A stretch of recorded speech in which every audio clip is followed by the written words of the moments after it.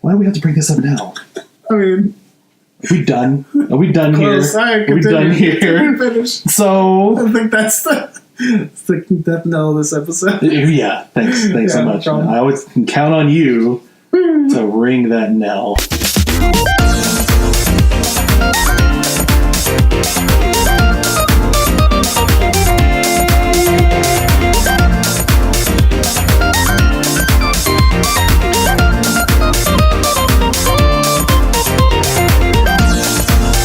Welcome back to the Why Do I Talk to You podcast. I am still, for some reason, Saul Starsheet 4.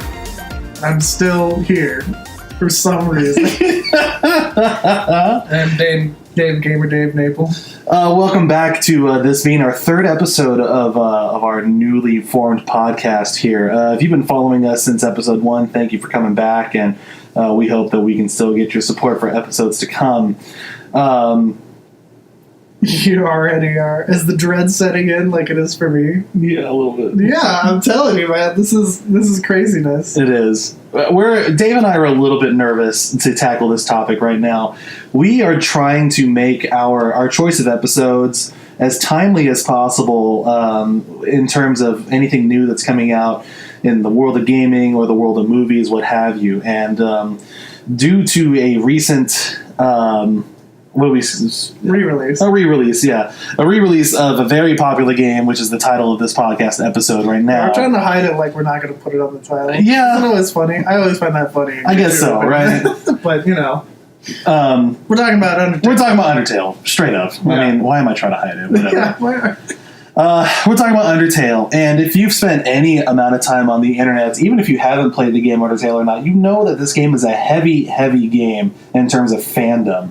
Yeah. It has been a long time since a game has come out with this heavy of a fandom off of just one game, and in such a short amount of time, too. That's arguable. I always compare it to Five Nights at Freddy's, which is actually like they came right like one after the other. Where it was like Five Nights at Freddy's, bam, then Undertale, and it was just like people went crazy, and the fandoms were notorious. Yeah, except Five Nights also has many, many games to its name, too. Yeah, I mean, I don't remember how many had come out by the time Undertale hit, but, I mean, it only really took one game for Five Nights to become the internet sensation that it was. Well, Undertale's 2 years old now? Yeah, which is crazy also. So, Five Nights came out in 2014, which would be the same... only 1 year. Yeah, okay. The first one did.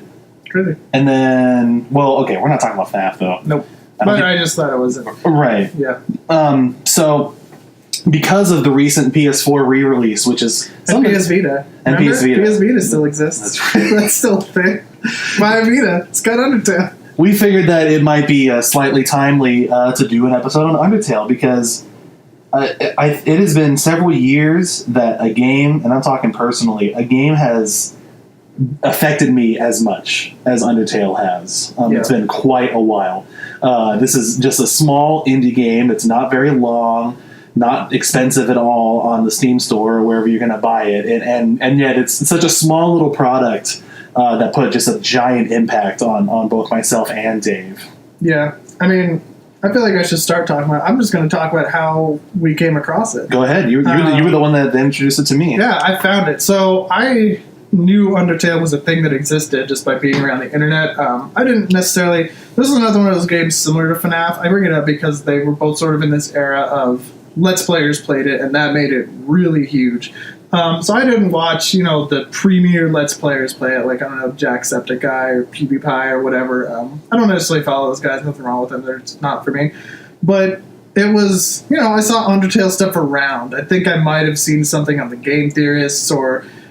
maybe on one of Gerard's channels, like I think I did see a little bit of their playthrough on the Super Beard Bros channel. He does. I just saw fan art of like skeletons, and I'm just kind of like, what is this? Skeletons. Skeletons. It was around Halloween, so I might have just been like, oh, spooky, like whatever. Yeah, I thought maybe it was like some sort of making fun of Halloween game or something. Yeah, but I was initially just like, oh, okay, whatever. This is a game that exists, and then I started hearing people say, oh, it's like the new Earthbound. Like, it's heavily inspired by Earthbound. And I was like, oh, Earthbound. Like, I love that game. I didn't play it when it was out on SNES. I never heard about it because you can look up Earthbound and see why this sort of marketing campaign didn't work. But Earthbound probably is the biggest like cult classic in like, or at least definitely on a list of like cult classic games in the West. Yeah.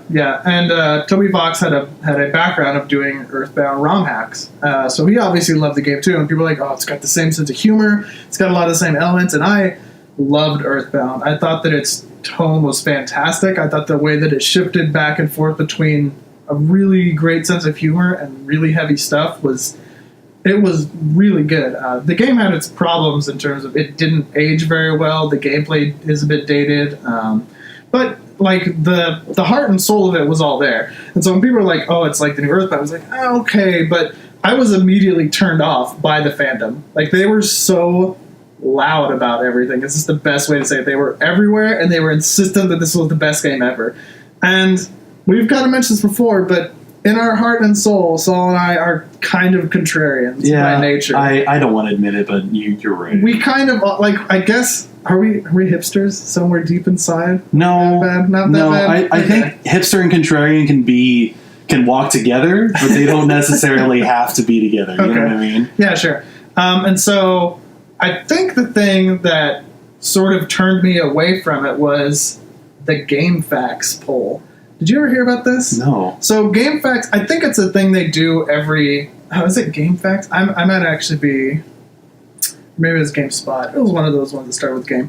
Every year they do like a fan contest where you can vote for what the best video game of all time is. I think this was GameSpot, yeah. Yeah, and they do like, you vote for the best video game of all time. It's like a bracket, so you vote this game versus this game, blah, blah, blah. And so I think I was on the Reddits because I follow the Smash Bros. Scene, and so Super Smash Bros. Melee was on there, so I'm on, the Smash Reddit, and people are just like just, they weren't railing about it like I heard was happening in other corners of the internet, but it would come up in passing conversations like, yeah, the Undertale fans, blah, blah, blah. And I was like, what is happening?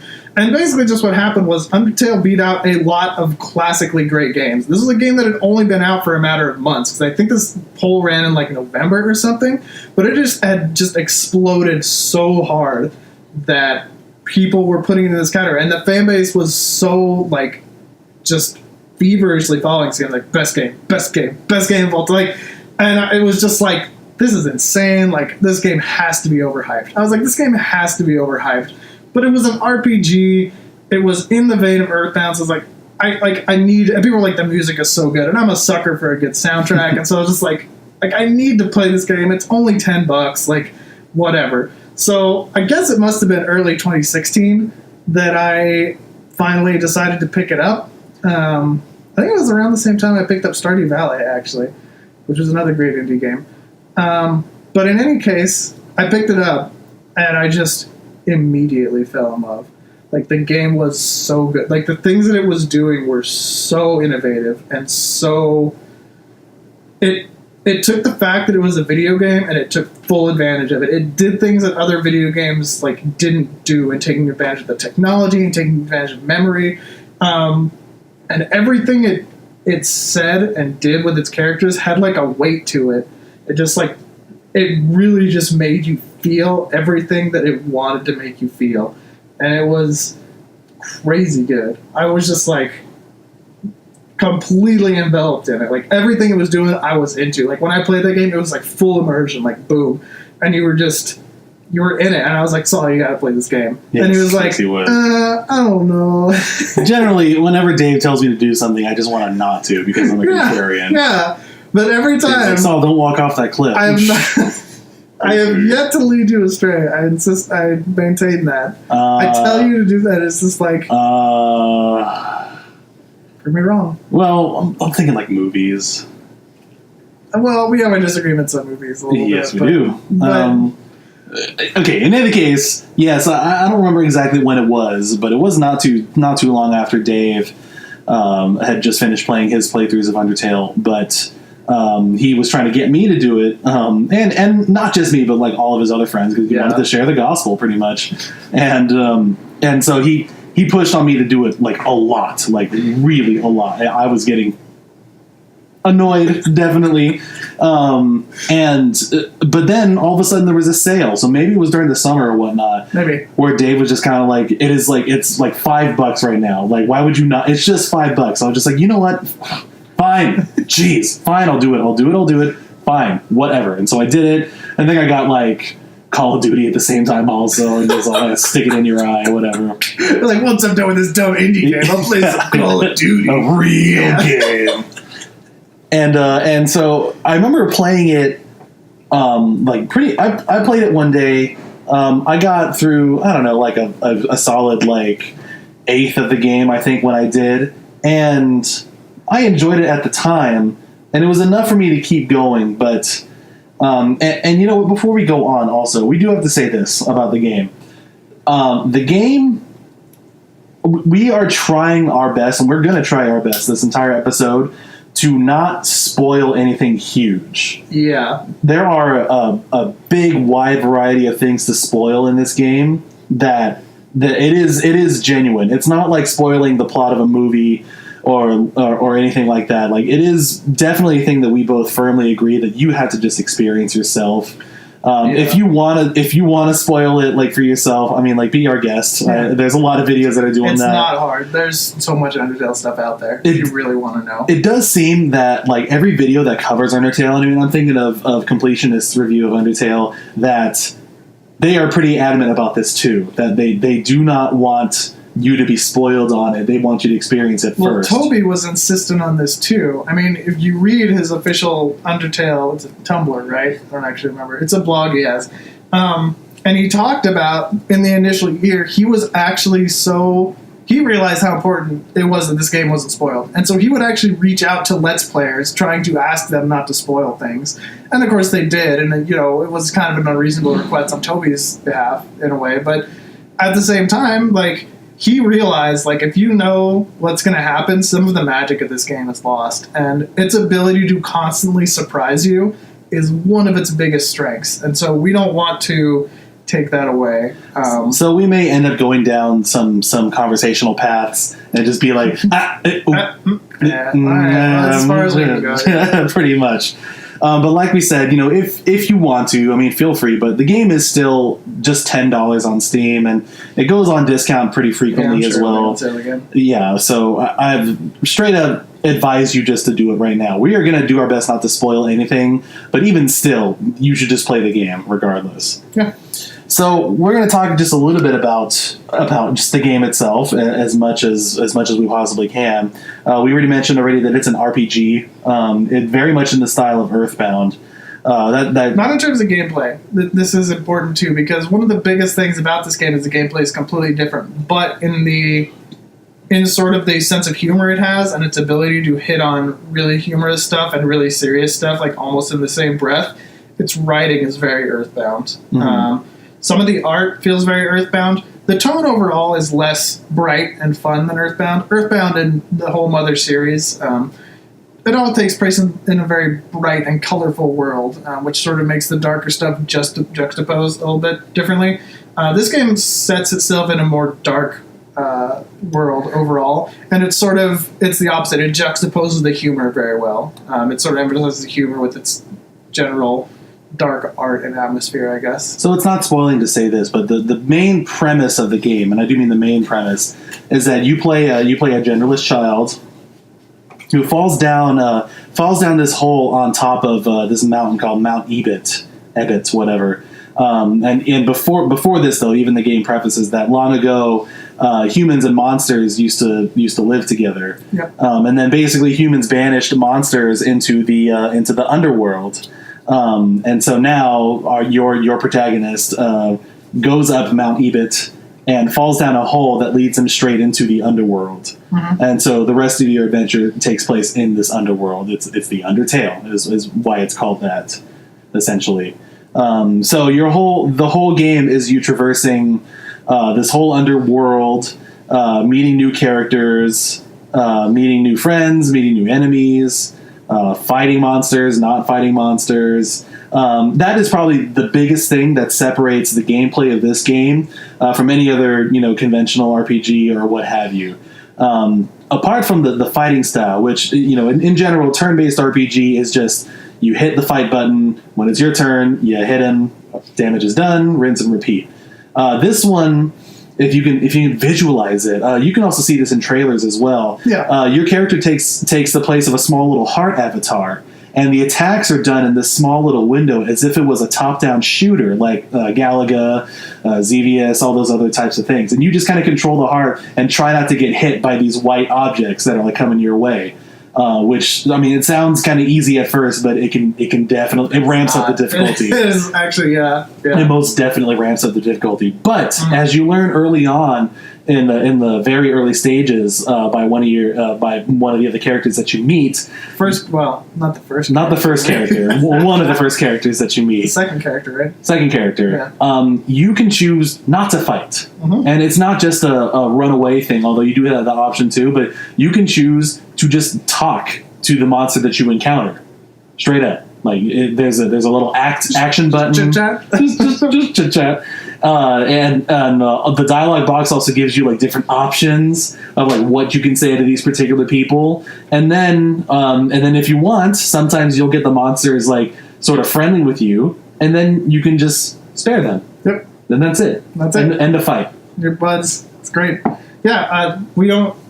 I mean, it's not a spoiler because the game talks about this, and it's like on its Steam description. It's the RPG where you don't have to destroy anybody, and that in and of itself was like the biggest thing that Toby wanted to make. Yeah, said he wanted to make an RPG where you don't have to kill everything. Yeah, and that makes sense, right? Like in an RPG, you should have a certain amount of choice, but in most RPGs, it's like you gotta kill stuff to progress, and like that's it, and that's fine, but the fact that you can make a game, it's like, why don't we make a game where you don't have to kill anybody? It's like, it's like you can. That's what games are for. You can do anything. Like you can put that power in the player's hand, and so it does. And the way that it does it is really smart because everything starts off antagonistic. Basically, every battle starts off antagonistic. The enemy will be attacking you. It's a random battle too. You're just walking around. Yep, they're random battles. You don't see them coming, and you can fight. And we should mention too. We don't even mention this because the fight button just became anathema to both of us after a while. It's just like, oh, don't touch the fight button, like you monster. But that's how it makes you feel, which is fan freaking tastic. But even the fight option, it works on this. It's hard to explain, but your bar starts on one side. It's like a timed sort of time thing. Yeah. You want to hit the button when it's right in the middle of the little thing it shows you. It's a really weird, like, oval-y thing that looks like some kind of, like, ancient rune, or it just looks weird. And it also changes depending on the weapon that you have. Yeah, some of the weapons you have to hit actually multiple times in that spot, and so the timing is different. So even the fighting thing is, like, it's always interesting. It's different. It's not just push button, do damage, but if you choose not to do that, you can do the act button. And at that point, it becomes like a puzzle game because you have to figure out based on usually verbal clues because the enemy will continue talking to you or doing something specific while it's their turn. And you just have to try these different options. And one of them will eventually make the monster happy. And it's not always the same thing. Sometimes you have to do the same thing multiple times. It's not always obvious. Like there's a lot of different aspects to it, to where whether you want to fight or whether you want to not fight, it keeps the battle system interesting because every monster is different. They all have their different attacks.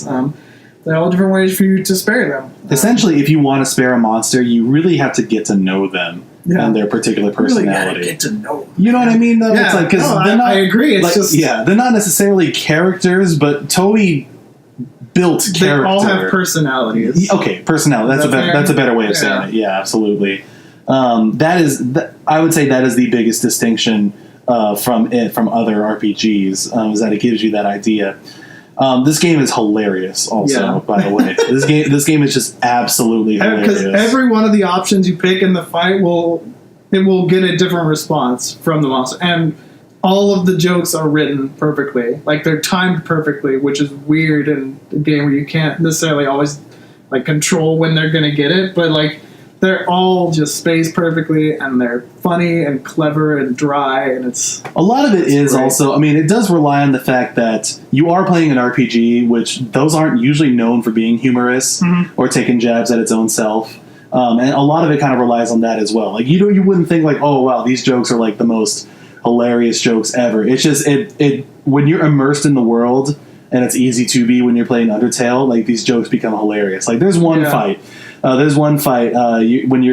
Before you go into a main town that you stop into, you're stalked by these two guard dogs, but they're like anthropomorphic and they're fully armored and everything like that, and they happen to be married. Yeah, like you do. Like you do. They come up to you and they're all like, "Who is this? Like that," and then you're in the fight, and I mean, I want to say this one. Yeah, let's just say this one. This is very minor. The way that you win this fight without actually using violence would be to use the axe button. Well, we don't have to tell them exactly what button, but you convince them that you're a puppy. You convince them that you're a puppy. I'll say that. Yeah, you essentially convince them that you're a puppy, and they're a little bewildered at first. Yeah. They're just kind of like, "Wait a minute, is this a? Oh, it must be a puppy. It must be a puppy." It's like, and then I guess we can spoil this part. And then you pet them, and then they like, "A puppy can pet you, someone. This has changed everything." And they just kind of wander off, and you're just standing there like, "What just happened?" Apart from the fights, which it is a primary. You do spend a ton of time in the fights, whether it's boss fights or what have you. But the regular overworld also has quite a bit of puzzles in it too. Yeah, the game, especially in the first two areas, which are the ruins and sort of Snowden, sort of wintry area. All the puzzles there are like really fun. They keep you really like engaged. The fact that it starts off, the ruins are the greatest example because it just starts off and you just have all these puzzles. Like it just puts you right in it. You really feel like you got dropped right in it. And there's a little bit of a gag where one of the second character you meet, Toriel, she kind of like leads you through a few of the traps at first. Where you're just like, oh, okay, like, but it is supposed to. Toby has said like on record, like, yeah, this is supposed to be a play on tutorial characters. You just kind of like hold your hand or whatever, but it doesn't feel obnoxious. It just feels funny. You're just like, all right, go bomb. Like, I guess you can just hold my hand here, like. And then once you get past it, it's like it just feels like the whole world, like the puzzles are still there and they're still fun, and like moving forward is fun because of the things you're getting to do. Like, I would like to bring up one thing in the field of misdirection. I guess that this game is pretty brilliant at. This game heavily relies on misdirection. If you assume any RPG tropes, it will get you. It will absolutely get you, and you will be mind blown. Maybe that's even too much of a spoiler, but. RPG, like, it knows all the RPG tropes and it like gets you on them, and it'll misdirect you in a bunch of other ways too. It's really good at it. So this is not a spoiler, I should say, because this is very much in the beginning of the game, and it also was in the demo too. So this is not a spoiler right here. But in the beginning of the very beginning of the game, you wake up as your child and your avatar or whatever, and then you walk around. You encounter this bright smiling flower. Oh, Flowey.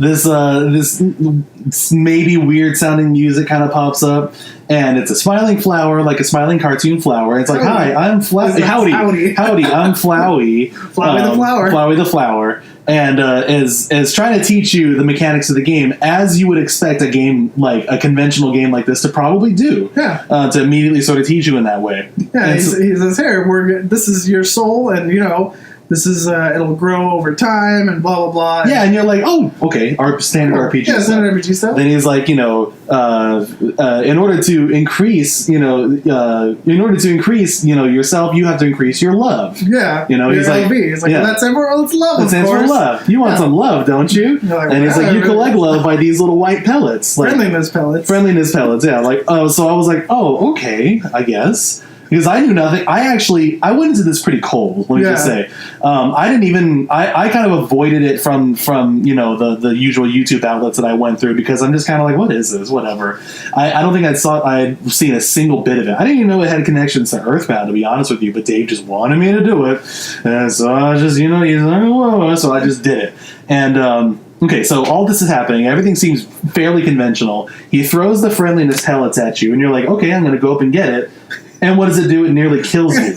And then Flowey gets on this immediately sadistic face, calls you an idiot, and says that in this world it's kill or be killed. And then he surrounds you with the white pellets that are slowly coming towards you and just says, "Die." And laughs. And laughs. Laughs his creepy little laugh. But as the pellet's about to get at you, they freeze.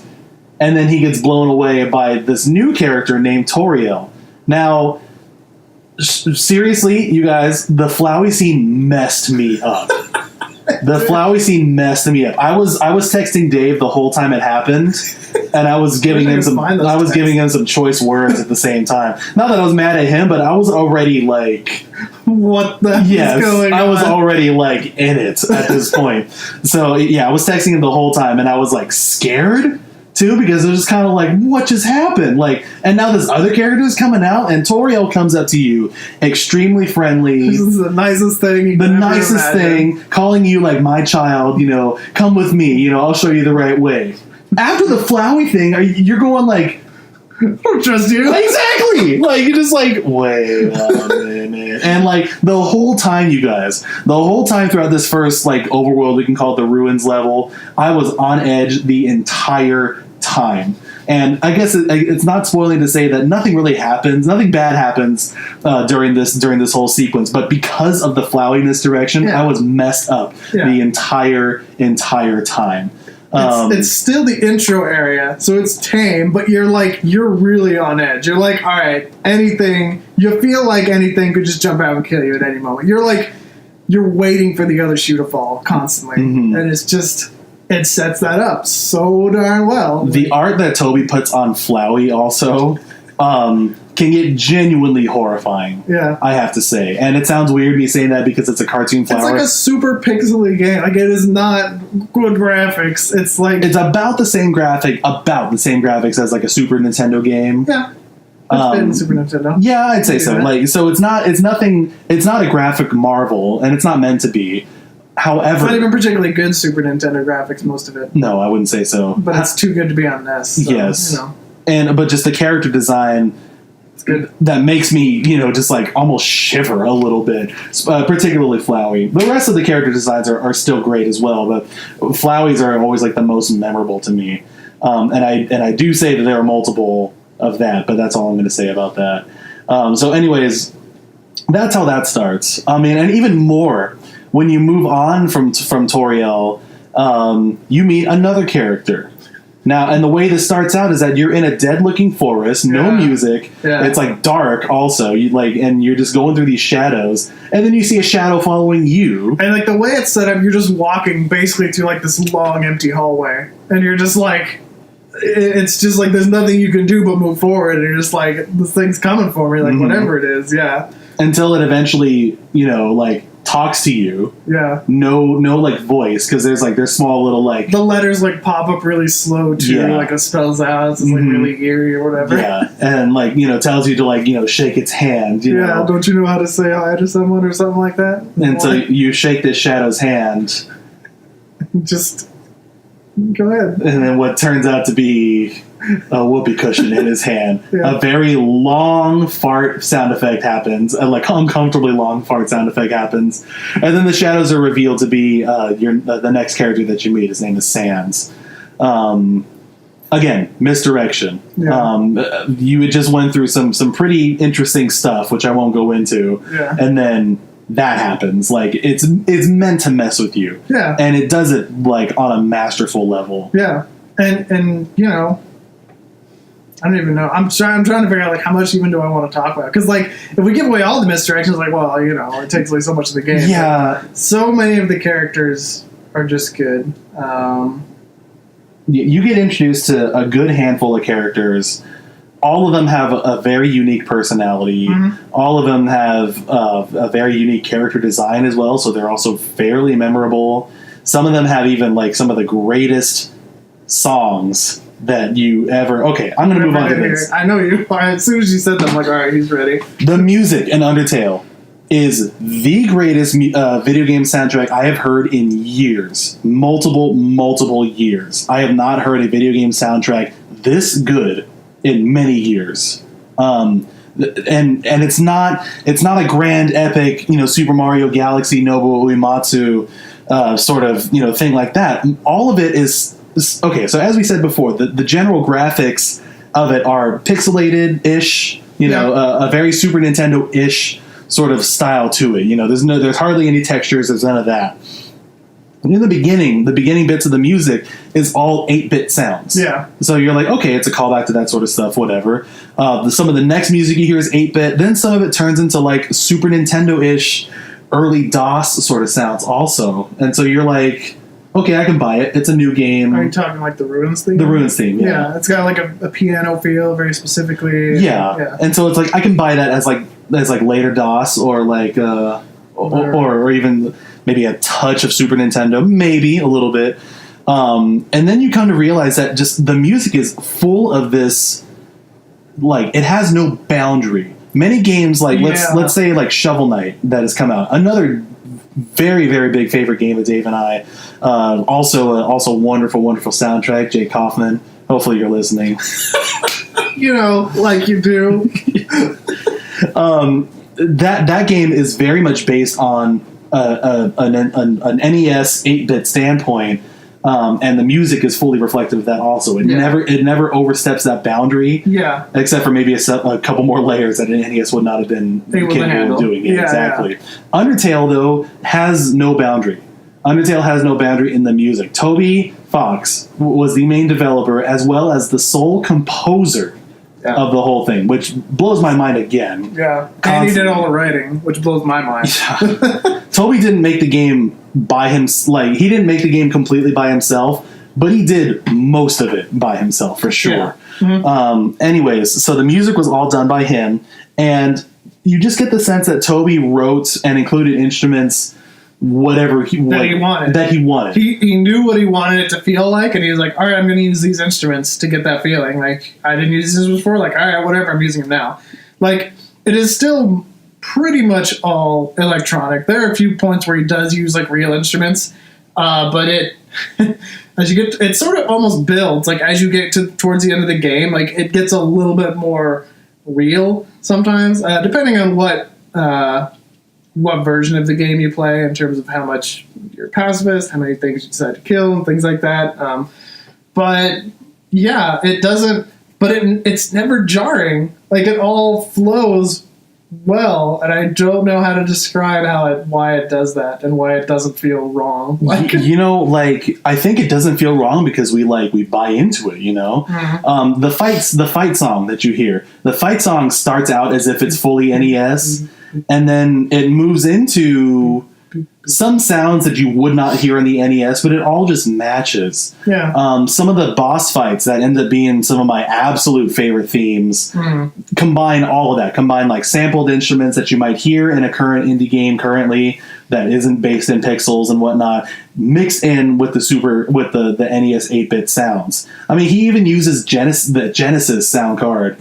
Yeah, for like at least one of the songs. Specific. It's really interesting because there is one specific song where he uses only the Genesis sound chip, which you're like, man, that thing is awful, and it kind of is. But like when you're told like, oh yeah, this song only uses Genesis, you're like, oh yeah, I guess it does. But when you're there, it doesn't necessarily. Yeah. Like, I'm sure if you grew up with the Genesis, and you might be like, oh, there it is. Like, there's Genesis. But like for me, who just sort of had like, my cousins had it or whatever, it wasn't like an immediate like. Yeah, it's the Genesis sound chip, but he uses it better than the Genesis did. Like, he understands it better than the people who made it did. He just uses it in such a way where you're like, yeah, this is pretty much what it probably should have been only used for in the first place, and there it is. Like, I think I found that out with you. Like, maybe I was hanging out with you at the time. I remember I told you. I don't know if we found out at the same time. I think, in either case, I was like, like he used, Genesis sound for this song. I was like, and I went back and I was like, oh, yeah. Yeah. It totally is. Yeah. There were multiple times, actually, when I was playing the game, that just based on the sound effects that he used, as well as sort of where they're placed in the game, I knew he was doing a callback to another soundtrack, which was super cool.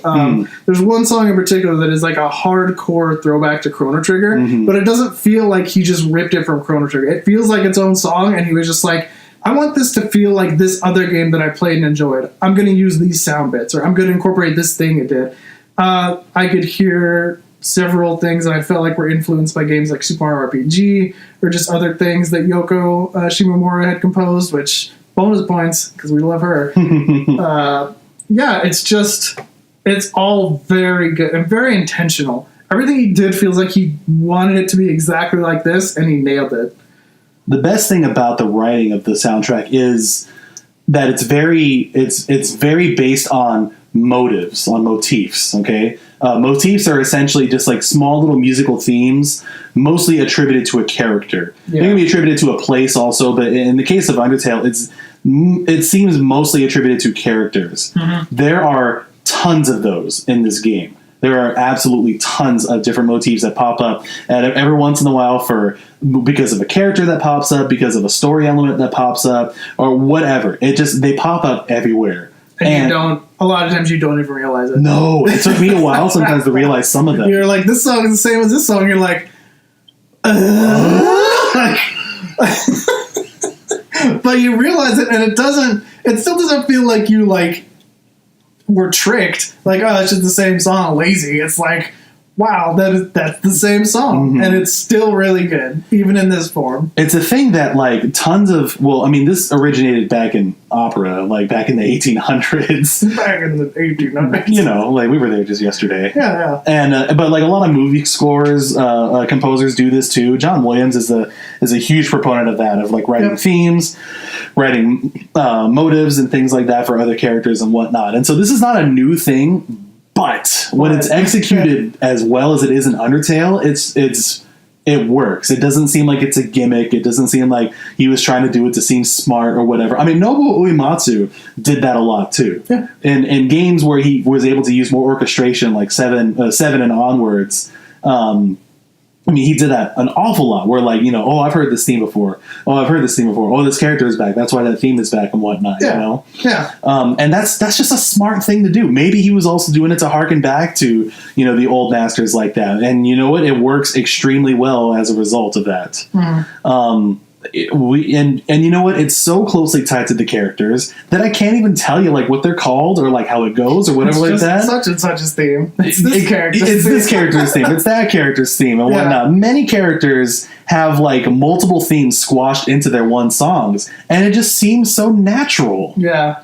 There's one particular boss. I'm not going to say the name or when it pops up or whatever like that, but there's one particular boss where that boss.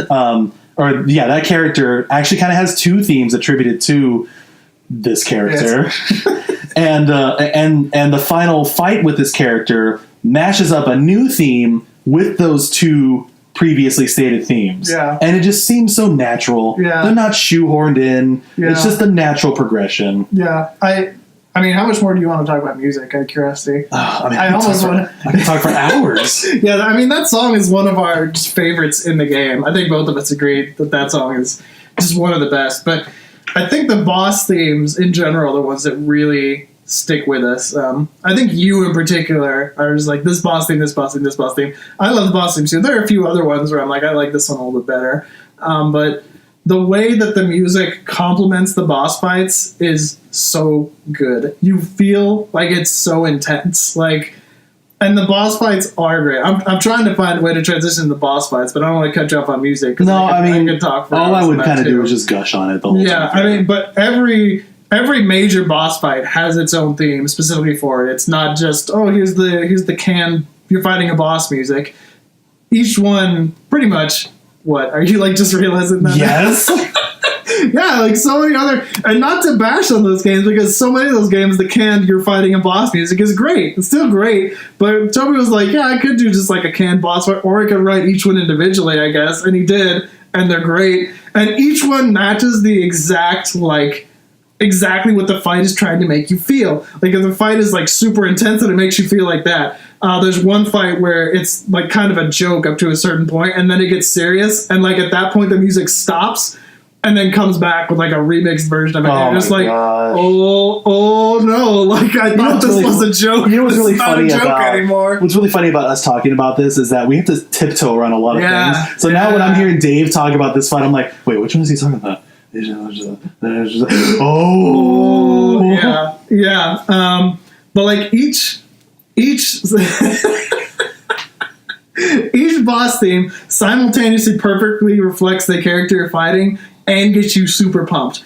And each boss fight has, just about every boss fight has a different mechanic for you to learn. Yes. Specifically, they will usually have some way to change the color of your heart. Your heart is just blue or red, excuse me, standard color. But then like other colors start to matter too. Like my personal favorite boss fight is probably the one where your heart gets turned purple. That one, every time I play that fight, it's just so fun. And like your fingers have to move too. Like it's fairly intense. Yeah. Like you have to be on it with those keys, with those arrow keys, man, because they're just coming at you. And like when you feel like yourself dodging all this stuff and you miss it, like you feel like a god. You're like, I am the greatest who has ever played this game. I just recently went in preparation for this. I decided, I'm going to try it again. And like one of the quote unquote achievements you can do is you can play through the game with no food, which is basically no healing items. And the achievement for that is one of the characters gives you one line of dialogue. But you know what? I really wanted to do it, so I did it. And when I got through some of those fights that were brutal the first time I played through this game, like I was like, man, I needed food here. And a couple fights specifically, one where eating food actually gives you another benefit, but good Lord, we can't talk about anything. Oh, man. yeah. And that's the other thing is like everything in the game has like these weird interactions. It's like everything was done specific. You eat a specific kind of food in front of a character, they'll comment on it or something. Or it'll do something else in the fight. Or there's just all this stuff for you to discover. And it's so cool. But yeah, anyway, I made through with no food. And I felt like an absolute monster. I was pumped. When I beat that final boss, I was like, get wrecked, scrub. Like, I am the greatest this game's ever played.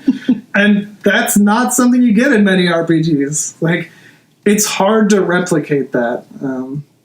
We are really just sort of gushing over this game and kind of tiptoeing over it. And it deserves to, for sure. Go play this game. Go play this game, really. I did want to also mention, you know what, I'm not going to, whatever. I guess I already did. Well, oh, okay. Just, because we were talking about music. There are, if you do just a very basic search on YouTube, tons of people have made covers of these songs. Yeah. Many of them are like strictly video game affiliated, like Smooth McGroove, or some of them are just like, they do covers, of like many YouTube musicians do. And they just got tons of requests to do Undertale songs because they're just that good. It worked out because they got millions of views. Yeah, really. And many of them are like, your common like metal covers, or some of them are like, techno covers, dubstep covers, and whatnot. I mean, that's everywhere, right? But there are also a lot of interesting covers, like Smooth McGroove doing everything all a cappella. There's Suko G, who who just discovered sort of recently, who does all of his covers like Smooth McGroove, but with kazoos. Oh, the kazoo guy. you and that kazoo guy. I like him. He's awesome. Oh, I'd love to meet him in person. I'm not saying he's not a nice guy, but like... Yes, you are. No, I'm not. I don't know the guy from anybody. But, this guy. You see him walking down the street, he's all like, oh, hi, Dave. Like, oh... I mean, not unless he just walk around with the kazoo. True, dude. Like, that's just obnoxious. You all agree with me. That would just be obnoxious. We don't know. Yeah. I'm not inviting you to my birthday party. No kazoos allowed. There are lots of covers of these songs everywhere. Since I hold the music in extremely high regard, there's only so many of them that I actually like. I mean, because it's sort of like a cover, if you're going to change it up, should make it better in some way. And this is also making me really snobby, whatever. Or at least present it in a way that isn't just like a copy of the version that's like slightly better, like slightly quote unquote better instrumentation. It's like, oh, we use real instruments for this, but it's the same song. It's like, I mean, a lot of them are just like, I'm going to take this melody and I'm going to play it on a rock guitar. I'm going to call it a metal cover. Bam. Yeah. Shout outs to Girls Melon. That's an inside joke. I hope he isn't listening to this. If he's listening, we'll have him on sometime. I'm sure he's a great guy. Maybe he'll write our theme song. Ooh. A new one. Nice. There's a lot of that around. I mean, just in general, not just in Undertale. But since Undertale has such a huge fan base, it's happened around too. I mean, and we've gushed over this game, and we could, honestly, this podcast episode could be at least 3 hours of us just gushing over everything. And we barely even scratched the surface because we really, again, want to save it for you. If you've experienced the game already in its entirety, then you know exactly what we're talking about and all these things we're trying to tip around. If you haven't, though, You really should. Like, there's no other way to just say there's no other way just to explain how good this game is. We just have to implore you to please just give this game a try. Yeah, I think we're about to transition into some of the flaws of the game, because we don't want to mislead you and tell you this is the perfect game. It's not. And it's interesting. I sort of have this sort of conversation in my head, but I already have friends. So it's interesting that we're looking back at this game now, 2 years later, because at the time, partially because of that GameSpot controversy where this game was knocking out classic games left and right, a big thing was get back to me in a year. Get back to me in 2 years and tell me this game is so good. Because a lot of the games on our list are like Super Mario World, like Super Mario RPG, Super Smash Brothers Melee, like multiple games like the Metal Gear Solid franchise, like all these games that have stood the test of time, and you could go back right now and you could play it. And they're like, get back to those in 2 years. This game, it's got a lot of surprise and shock factor, and it does, but like, how does it hold up over time? And I don't hesitate in saying that this game is one of the best artistic pieces of video game work I have ever seen. The things that it does to make the player feel exactly what it intends for you to feel are so spot on. It communicates a message. It gets you invested in things that you shouldn't be invested in. It makes you care about things that are so ridiculous, it's insane. But you start caring about these characters and these things, and maybe you won't. Maybe you won't enjoy it so much. This game has a very unique sense of humor, and while all the characters are great and they're very true to themselves and they have a lot of personality, maybe you just don't like them. We'd be lying if we said we liked every character in this game, and by that I mean there is one character that we both don't like, and that's one character out of how many? Like 7, 8 more? Like a lot. And it's just, this game isn't perfect, but I don't hesitate at all to call it art. If you're looking for a game that you want to see, what can video games do different? Like, yeah, you can play through an RPG and get a bunch of levels and go beat the boss, and like you did it, and maybe the story's good along the way. But if you want to see like an integration of the gameplay and then everything in this game matters, let me repeat, everything in this game matters somehow. He's not lying. Like, you will just hear something that's like, oh, that's a game mechanic. It is not just a game mechanic. He is not and lying. You don't believe me, but you will play through it and it'll surprise you. And it's not just like it did it just to surprise you. It did it to add depth. It did it to add meaning to everything you're doing. And I fancy myself, I would like to think of myself as a good game reviewer. I can play a game and I can understand what's good and bad about it. And there's sort of this shift. I did a paper in college about video games, and in my research, I'm kind of proud of that paper. I liked it a lot. You should be. And in my research, I ran into this phrase where there are these sort of two camps in video games. There's the ludologists and the narratologists. Now, ludology refers to, I think it's Latin for play. Ludo means play, so it's all about the gameplay. Pac-Man isn't trying to tell a story. It's great because of the gameplay. And then there's the narratologist. Well, that sort of explains stuff. It's the narrative. So when you're playing games like Final Fantasy VII, it's not doing that much different in the gameplay that other turn-based RPGs back to like Final Fantasy IV did. There are some things, and you can talk about those, but primarily it is great because there's narrative. And like this stuff that's quote-unquote outside of the gameplay, or the music, right? Music isn't necessarily adding to the gameplay. And so if you talk about the way people understand and rate games, a lot of people lean really hard in one of those two camps. The person I'm going to use as an example is Ego Raptor, Aaron of Game Grumps. He hasn't done this in a while, which is a real shame. I don't want to get into bashing or whatever, but it's a real shame that he hasn't done more in-depth game stuff like he did in Sequelitis, because Sequelitis is such a good look at why the gameplay is good. But what he considers to make a game great is strictly the gameplay. If the story gets in the way of his gameplay, it's a problem, intrinsically. He is very heavy ludologist. That is where he leans towards, where he doesn't give the narrative as much credit. I probably lean a little bit more towards the narrative side. I'm an English major after all, but that doesn't mean I can't tell when I'm having just a good time playing a game. Undertale does it both. It puts it all together in an amazing way. This game really gets what it means to be a video game and to be trying to communicate something as a game and using all of the tools at its disposal to do so. That's why this game is great at its core to me. It has individual great pieces. The music, the characters, the narrative, the gameplay is so unique and so fun to play. But at its core, it is great. And I think it does belong in that conversation of the greatest games of all time because of the way it puts it up. I'm not saying it is the greatest game of all time. Please understand. I don't think this game is perfect. And we'll talk about that. But the things it does good, it does so well that if anyone said this game is a 10 out of 10, I wouldn't disagree with them. If someone said it was a 9 out of 10 because of the flaws, yeah, okay, I get it. But, that's where it is. So now we can kind of transition into people who maybe don't like the game. And it's, as I'm going to refer to Toby a lot because he's talked about this, at points in this game's popularity, it has felt like a cardinal sin to tell Undertale fans that you don't like Undertale, or even that you don't love Undertale. If you're just like, yeah, it was okay, whatever, they will mob you, they will find you, and they will kill you. Online anyway. They'll downvote you to oblivion. That's even worse. Truly a fate worse than death. But when asked about this game, Toby Fox has said, I think this is an 8 out of 10 niche RPG game. It's not for everyone, but if you fall in love with the characters, you're going to love it. And he posted this on his Tumblr, but the place that I first heard it was from Pro Jared. I am a Pro Jared fan. I enjoy his videos. So he did a playthrough of Undertale, and he was heavily pressured to play through it a certain way from the beginning. And I think that is part of why he did not enjoy it as much. But even without that, he just didn't enjoy it that much. He found he did see some problems in it. And, as he expressed, it's not that he hated it, but he was just like, yeah, it was a game. And this is something that Toby said, I think, on Twitter to him when they sort of conversed about this game. They reached out to each other after he played, and he was like, yeah, it was okay.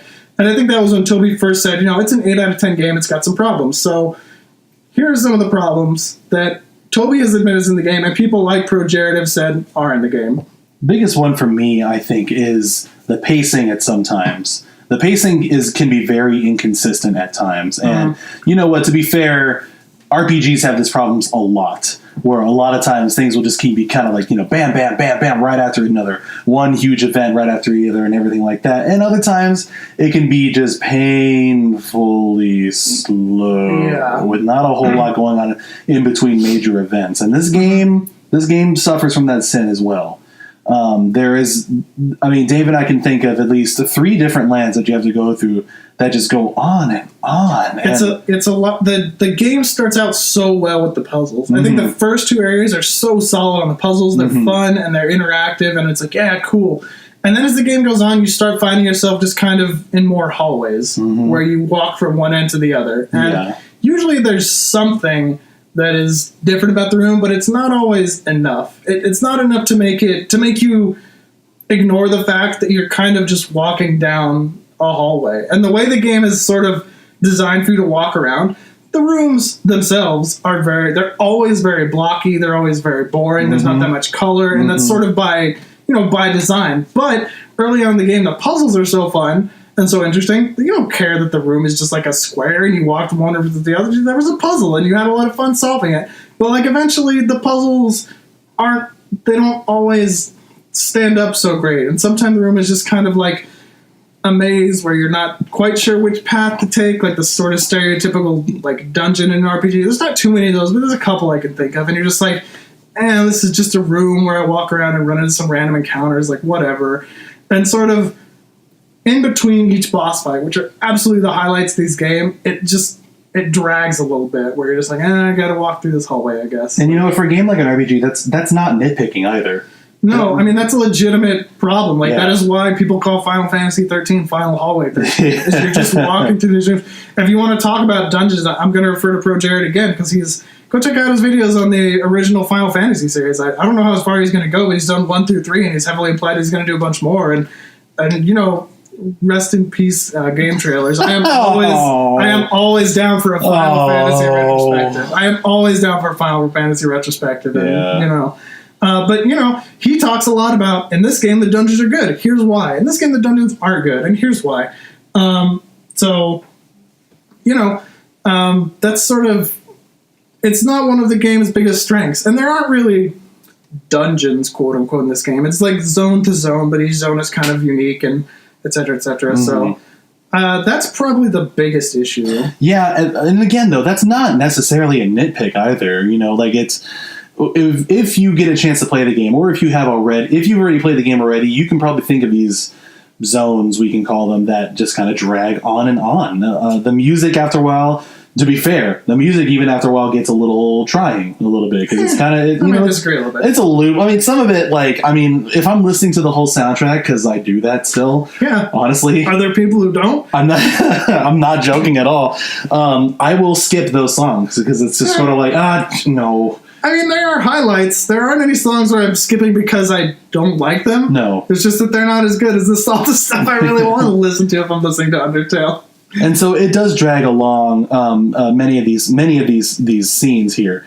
Dave is right when the first parts of the game are paced very well, paced very, very well, and then we kind of go through a lot of schlock kind of. Yeah. So that in and of itself is a problem, and that actually could turn people away, especially if you are a little bit more on the ludologist side of things. Whether you realize it or not, that might turn you down a little bit because you're just kind of this is boring. Yeah. And to be fair, also some of these zones do have some elevation in the story as well, or some clues to figure out some more things in the story as well. Funny characters, or but quote unquote, yeah. But sometimes the zones itself kind of don't make the experience all that great too. Yeah. So that is something. And there's some things where something will happen, and it's, I guess the best way to say it is Toby Fox has a very random sense of humor, and when it works really well. But there's a couple spots where something will happen, and you'll just be like, why did this happen? It just slowed me down a lot, or it just kind of there are two specific characters who kind of, one does it more so than the other, but one's entire purpose is just to sort of pop up and talk to you as you walk through a long room. And it I think it's supposed to be some kind of misdirection where it's threatening or something. But at this point in the game, you've kind of figured out all right, Toby, I'm onto your game. What is this ridiculousness? And then you just kind of just chit-chats as you walk through the room. No, I really did think he was going to pop up and I was going to have to fight him eventually. Okay, well, that's fair. But after it does it, the joke drags on a little too long. And you're just I'm sure I'll see that character again. Maybe you won't like the humor, and that'll turn you off, period. I like the humor, and there are still these parts where you go through this thing, and yeah, I got this thing, and then you turn out to not get anything, and you're just this kind of feels bad, man. You laugh a little bit, but it's more to keep from crying, because it's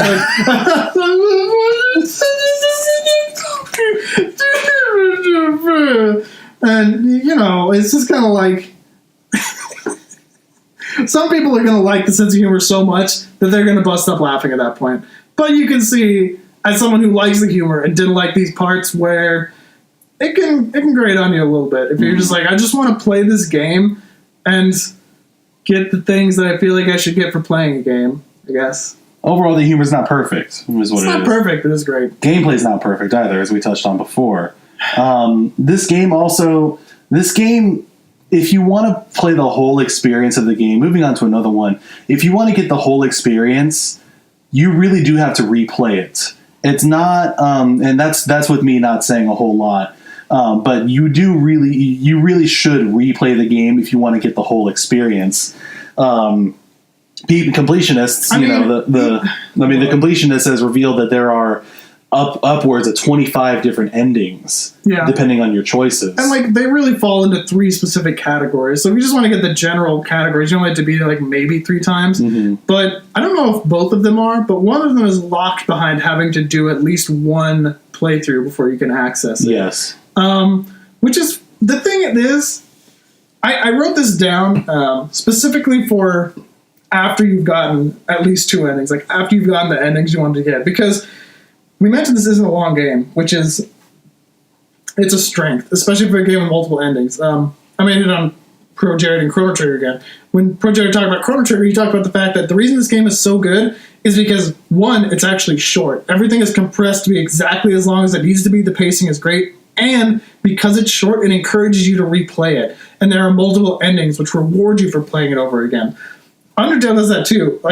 A single playthrough, maybe 6 hours? Yeah. Maybe? Maybe. And then you could just, right off the bat, you just play it again. And it's not that long to go through it. And the game actually will change based on how you've played it before, which is one of those things that's crazy. Is why don't other people do this? This is so smart and so good. It keeps you involved. That is actually really important to make that distinction. Yeah. That you never can truly reset. You can. I did it, actually. Never mind. You can strike that from the record. Yeah, and this is kind of what I was talking, because I mentioned that as I was revisiting this game, in preparation for this podcast, I just played through it all again. And once you know where all the tricks are, once you know where all the jokes are, it's not the same necessarily. It's not quite. The boss fights are still great, and challenging yourself to get through those boss fights is great. But like, there's no like boss rush mode, obviously, so you've got to play through the game. And a lot of things that makes the game worth playing through is the humor and the story and the jokes and the mystery. And once all those things are gone, it's like, yeah. It's not like Mario World, where you're just like, I want to play this game because it's fun, and it's fun playing through this level, it's fun platforming. Like, sure, I know where all the exits are, but who cares? It's fun to get there. It's not necessarily that. And all the bosses maintain their challenge and maintain their fun, but all the stuff in between, it's not quite as great, especially if you have done a true reset and the stuff you did before doesn't necessarily affect it, but yeah. Yeah, this game doesn't really have as great as it is, it doesn't really have the last ability to pick up and play, like, Mario. Yeah, let's 3. clarify. I just gushed about how 2 years later this game is just as good. Let me make it clear, I don't think this game will ever age. I think if someone picked up this game and never heard of it 20 years from now, unless everybody's just picked up on what Toby's doing somehow and they can all do it this well, and like how he's using these tools that nobody else is, I think 20 years from now someone will pick up this game and it will be just as good at making you feel what it wants you to feel. The music will be just as good, the characters will be just as good, the surprises will be just as surprising. Again, unless it just becomes the thing to do what Toby Fox started. And even then, it'll maintain its value because, hey, it did it first. And it started this whole thing, basically. Earthbound gets some credit. But anyway, nitpicking a little bit. But it will never age, I don't think. Aging is not the problem. It's pick up and play again. Saul could pick up and play Aladdin a bajillion times on that Super Nintendo. Don't you put that evil on me. What? You could. You're getting me distracted now. Now I just want to play Aladdin. But that's the thing. Like, you just want to play it. With Undertale, you don't necessarily want to play it. You just want to remember it. Yeah. You just want to feel it. I'm making a lot of references to other people. Maybe I shouldn't, but maybe this is just what reviewers do. You talk about when Ego Raptor was talking about the difference between a game that you just scarf down and eat, or that fine dessert that you just like, you go through once and you kind of have to appreciate and slow down. This game is a slow, high-class dessert. Absolutely. And once you have it, it will, to me at least, maybe this is hyping up too much, the memories I have of that game and experiencing it for the first time are always going to be there. They're always going to be some of my favorite video game memories, period. Doesn't mean I want to go pick up and play the game a bajillion more times. I might think I want to because I remember the boss fights. And the boss fights all make me want to play them again. But it's a one save file game. I can't just save before all the boss fights I like and then just replay them. There's no boss rush mode. So. Right. I think that's a very important distinction about that. We can gush so much over it and over the music, over everything about this game because of how incredible the experience was, like when we first went through them. On a subsequent playthrough, now that everything is, quote unquote spoiled to us, you know what I mean? Which is probably the biggest reason why we're being so careful not to spoil anything for you, in case you haven't actually played it yourself, is that when it's spoiled, the magic is gone. You know what I mean? It's essentially like, reading through Harry Potter after watching all the movies. You know what I mean? Like, you don't have that. You don't have that first time experience. You don't have that. So the last ability, as far as it as a game, for people to play multiple times. For people to play multiple times, not quite there in comparison to like Super Mario World or what have you. I mean, just like Dave said, it's like, it's not a game that we ever want to just pick up and play. It's not. That doesn't mean that it's any less of a beautiful piece of art. Yeah, maybe that's why we like the soundtrack so much, because the soundtrack gives you what you want out of the game. You get to remember all those feelings, those moments, and you can just take it with you in the soundtrack. But not necessarily have to play the whole game again. And the music's great, which helps, but, On a side note, if you want to just check out the music and you haven't played the game, you're free to. Yeah. But I mean, the best way to do it would be that, well, not even all the tracks tell you what it is they are. No, you're gonna be like, what is dog song? Dog song. When does this happen in the game? What is the name of this? Can you even call this a hotel? I didn't even get a mint on my pillow or anything. What? Is that a line of dialogue? What does it mean? So it's not like it spoils it, but I mean, it'd be like, pick up the soundtrack right now to Final Fantasy VII if you've never played it, and tell me. I did that. Did you really? I listened to the soundtrack to that game before I ever played it. Long before I ever played it. Same with Earthbound, actually. Do you think you like the soundtrack more because of that, or less, or whatever? I might like it more, actually. Really? Yeah. I don't know, because I've heard tons of Final Fantasy VII soundtracks in my day. Full disclosure, I've never played Final Fantasy VII. That might be the biggest sin to me as a gamer. Get you there. We'll get you there. I'll get there soon. We'll get you there. But I know my way, we will. Of course, because you always have. Anyways, how's Final Fantasy IX going? Why do we have to bring this up now? I mean, are we done? Are we done close. here? Right, are we done here? Finish. So I think that's the death knell of this episode. Yeah, thanks so much. No, I always can count on you to ring that knell. Anyways, you can listen to the soundtrack for sure on your own without really experiencing the game, and I'm sure it's enjoyable. I wouldn't know because I played the game first, and I think that makes the game, the soundtrack, that much sweeter. So I guess just in conclusion, we have spent probably way too long, probably a good 4/5 of this whole episode just talking about how much we love Undertale, why we love Undertale, and yada yada like this. And rest assured, we could go on longer. I know you guys really want us to, but we're not going to. And we were fair a little bit. We talked about some of the flaws. We don't necessarily think it's going to be the greatest game of all time. It is a great, great, great game. It is a masterful piece of art. I think it will go down in history. At least it should. I think the internet has done enough of that also, for better or for worse. Yeah. And just in summary, if you haven't played it, play it, please. Yeah. It really does not take up that much of your time. It's not a huge time investment. It's not a huge financial investment, but it'll stick. It will stick. I almost can 100% guarantee you that, even if you're just sort of like, all right, fine, enough people have been pressuring me to do this, or whatever like that. I have a lot of friends that played it, whatever, I'm just going to do this. I'm talking to one particular person right now. He better know who he is. Really? Yes. Okay. I guess. Yes, yeah. He had better know who he is. Yeah. He's a little cheap. He's kind of weaselly. Weasel. That he just everybody, not just him, but I am singling out this one person that, at first you might be really begrudging, and some things I've already revealed about the beginnings and whatnot, but as you go on, you will be immersed. That is almost a full-on guarantee. If you're playing in this game and you're reading the dialogue and everything like that, you will get interested and you're gonna get immersed in this game. Yeah. This game is going to affect you in some way, trust me.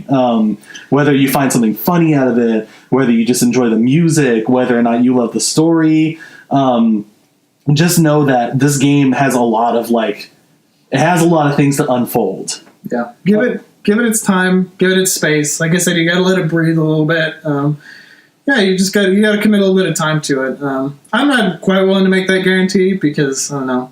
I'm scared of the pitchforks, but whatever. Some people might just not like it, and that's fine. But I don't know. I think they're missing out. Yes, I think that's what it is. Yeah, I think you're missing out if you kind of allow some things to sort of yeah. I mean, that's the best way. Yeah, just sort of the internet's the internet's weird. A lot of weird artwork and stuff like that. I mean, I don't disagree with you by any means. Yeah, I mean, you're right. You're not wrong. You're not wrong, but just straight up, moral of the podcast: go play it if you haven't, and if you have, then bully for you. You pretty much know exactly what we're talking about. Go experience a little bit of gaming history, and you can experience on the PS4 now or the PS Vita. You actually have one. Yeah, it's kind of hard to. We're doing this particular episode right now because of its most recent release on the Vita and the PS4. Not that we know anything about them. We haven't played those ones. No, but I have seen some. Trying not to spoil is what I'm trying to say. Yeah. Many things that happen in the game are kind of dependent on a PC. They engine. feel like they would be. I am very curious to see how they wind up working out.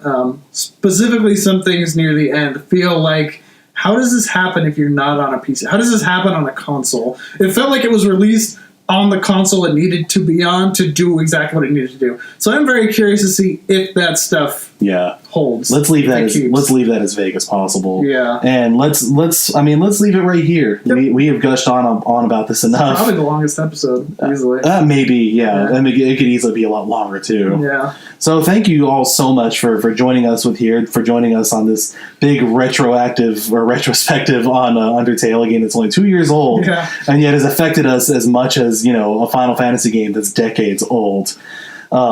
We would just recommend that you play it right now. Right now. Stop it right now, and then listen to the last couple of seconds of this. You can do it while you listen to this. You can multitask. I believe in you. You can open up Steam. I don't. Whoa. Okay. Thank you all so much for tuning in to the Why Do I Talk to You podcast. We want to extend out a special thank you to Danny Barrett-Huvert for our artwork. And special thanks to OC Remix, as well as Rob KTA, XPRT Novice for our crazy awesome intro and outro music. Please, if you're watching this on YouTube or listening to this on YouTube, like, comment, and subscribe, because we are trying to make something of this. It would be awesome. If you're listening to this on iTunes because we finally passed the censors, please share this with your friends. Please give us a nice review if you care to. Share us on social media. We'll get some social media accounts for this thing up eventually. Oh, eventually, I guess. It depends, I guess, on these pitchforks that you keep talking about because of this episode. With that being said, I am still, for some reason, Saul Starsheet 4. I'm Dave Gamer Dave Maple. And we will see you guys on the next episode. Take care.